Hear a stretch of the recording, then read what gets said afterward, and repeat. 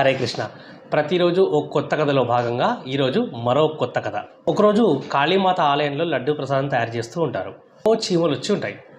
చీమలను చంపకుండా చీమల్ని పారద్రోలాలి ఎట్లా అని రామకృష్ణ పరమహంస గారికి ఒక సలహా అడుగుతారు.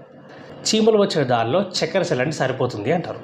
ఆ చీమలు లడ్డు వరకు రాకుండా మధ్యలో ఉన్న ఆ చక్కెరని తీసుకొని వెళ్ళిపోతాయి. ఇట్లా కొద్ది కొద్దిగా చీమలన్నీ లడ్డూల దగ్గర నుంచి వెళ్ళిపోతాయి. రామకృష్ణ పరమహంస చెప్తారు కదా, మనుషులు కూడా ఈ చీమలు లాంటి వారే.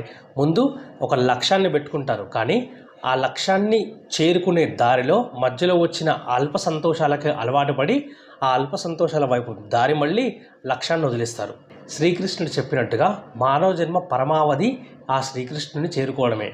భగవద్గీతను వదిలేసి భాగవతాన్ని వదిలేసి మనమందరం ఏవేవో పిచ్చి వ్యాపకాల వెంట పడుతూ జీవితాన్ని వృధా చేసుకుంటున్నాము. ఆ భగవంతుని చేరుకునే మార్గాన్ని కనిపెట్టి అందులో పయనించాలి.